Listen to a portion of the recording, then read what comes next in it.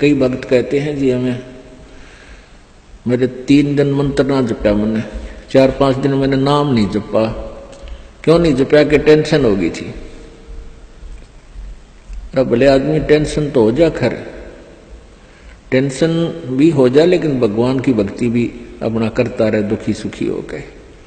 उस टेंशन को भी पड़ी रहेगी, लेकिन मंत्र भी थोड़ा बहुत कर लेना चाहिए, छोड़ना नहीं चाहिए। अब ये तो मंत्र इस काल ने तो इतनी टेंशन कर रखी है इस प्राणी के साथ में, गिनती है को ना। घर में को वासनी हो जाए तो टेंशन, और छोटे मोटे व्यवसाय में 100 घाटे बांधे हों उसमें टेंशन, पता नहीं कितने प्रकार की समस्याएं हमारे जान में डाल रखी है काल ने। काल का ये उद्देश्य है कि ये भक्ति ना करें।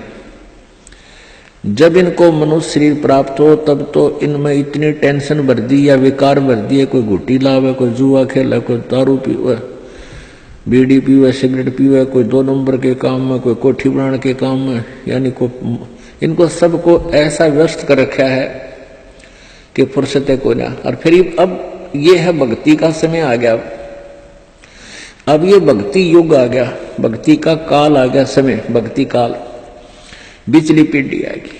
और इसमें काल ने कति पूरा अंगा ला दिया।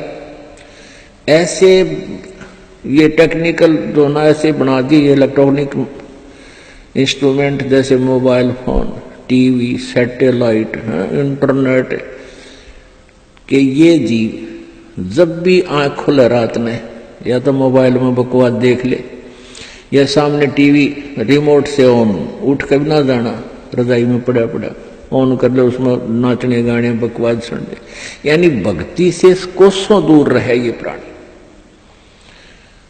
अब इसने कितना कुछ, अभी 20-30 वर्ष से आप देख रहे हो कितना कुछ इस साइंस ने तरक्की कर दी, या काल गिवन है, इस काल ने दे रखी है। और परमात्मा ने भी ये समय इसीलिए चुना था कि अब ये जो साइंस के इंस्ट्रूमेंट हैं ये हमारा काम आएंगे। एक जगह बैठे और लाखों करोड़ों जगह टीवी में परमात्मा की महिमा को घर बैठे सुन सका करोगे। हम इनमें बकवास क्यों देखेंगे? हम भगवान देखेंगे, परमात्मा की चर्चा सुना करेंगे, तो हम इसका सदुपयोग करेंगे। तो पुण्यात्माओं, ये परमेश्वर कहते हैं जिन हर जैसा सुमरिया अर्ता को तैसा लाभ, ओसा प्यास न भाग ही जब लग दसैनी आब। जिन्होंने जैसी भी भगवान की भक्ति की है उनको उतना ही लाभ अवश्य मिलेगा। और ओस पीने से प्यास नहीं बुझती, ओस चाटने से प्यास नहीं बुझती। प्यास बुझेगी गट गट गिलास पीने पानी के गिलास पिया जब प्यास बुझेगी। तो हम पहले क्या करते थे, दान धर्म कितना करते थे, 2 रुपये चढ़ा दिए को 5 मुश्किल थे, 10 चढ़ा दिए तो बड़े खुश होया करते थे। या 100 रुपये का प्रसाद बांट दिया हनुमान जी के मंगलवार ने, तो ये हमारी पूजाएं थी। तो ये तो हम ओस चाट रहे थे। और अब आप देख रहे हो पाठ के पाठ करवाए जा रहे हैं, भगवान के हवन के लिए जोत के पैसे, जो जोत का घी दान किया जा रहा है, ये गिलास के गिलास पिए जा रहे हैं और इनसे प्यास बुझेगी। कोई पाठ करवा रहा है, कोई वैसे गुप्त दान, खूब वैसे दान दे रहे हैं, तो ये गिलास के गिलास पानी के पिए जा रहे हैं, इनसे प्यास बुझेगी, इनसे आपको पूर्ण लाभ होगा। और सतभक्ति मंत्र करेंगे, आजीवन मर्यादा बढ़ेगी। अब ये टेंशन तो काल ने या पैदा कर रखी है कि भक्ति ना कर सके, लेकिन इन टेंशनों में ही आपने भक्ति करनी पड़ेगी। चाहे रो के करो, चाहे खुश होकर कर लो, दुखी होकर कर लो। मान लीजिए कोई घर का सदस्य उपदेशी नहीं था, उसकी मृत्यु होगी, दुख तो बहुत आता है, क्योंकि हमारा एक हमारे अंदर एक ऐसी व्यवस्था बन गई, हम रह नहीं सकते, रोना भी पड़ेगा, भाई खूब बुरा हाल विलाप भी करेंगे। लेकिन फिर भगवान भी फिर याद रखे, परमात्मा ये क्या ले गए इतने दिन, उन बातों ने ध्यान रखे कि ये क्या लेके गया। अगर हम ये भक्ति कर रहा होता परमात्मा इसको जीवन दान भी देता है, इसकी आयु भी बढ़ा देता है यदि सत भक्ति करता है। और ये लेके क्या गया, सारा जीवन बर्बाद कर गया। तो इस प्रकार इन सब विचारों को ध्यान में रख के, सब बातों को विचार करके और भजन जरूर करें। चाहे याद तो बहुत आते हैं, मृत्यु को प्राप्त हो जाते हैं जो साथी परिवारजन, लेकिन भगवान भी रो रो के मालिक ने भी याद रखे, मतलब भूला नहीं भगवान को। और भी कई प्रकार की टेंशन हो जाती है, किसी प्रकार की कई चिंताएं होती हैं, लेकिन चिंताएं तो हैं, चिंता भी नाम से ही समाप्त होंगी और परमात्मा की भक्ति तक करनी पड़ेगी, इन चिंताओं में करनी पड़ेगी। एक समय एक दरोगा जी जून के महीने में यानी गर्मी के मौसम में घोड़ी पर सवार होकर जा रहा था किसी दूसरे गांव में।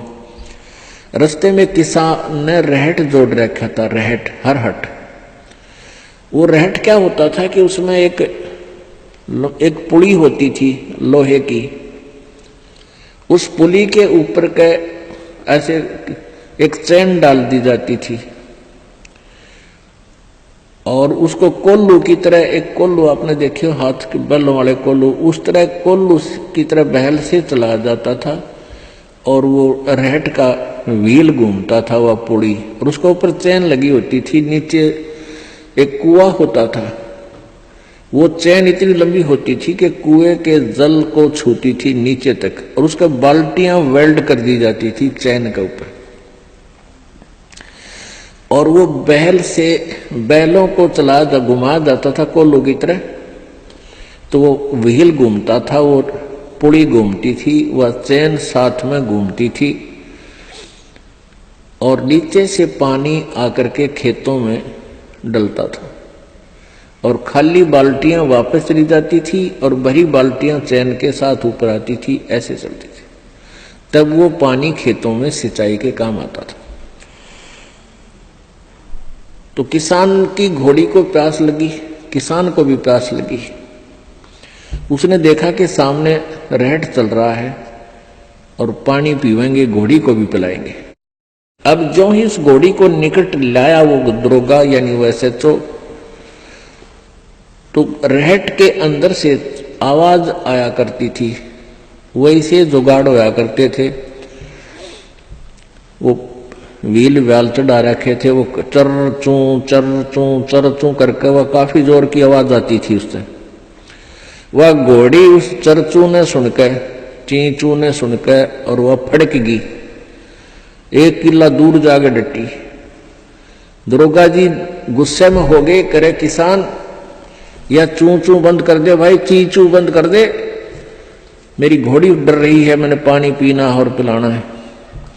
अब किसान ने वो बैल रोक दिए, जो बैल चल रहे थे, कोल्लू को सा फिरा रहे थे, उससे वो चलने से आवाज आ रही थी, पानी भी आ रहा था। तो किसान ने वह बैल रोक दिया, तो पानी आना, जल आना भी बंद हो गया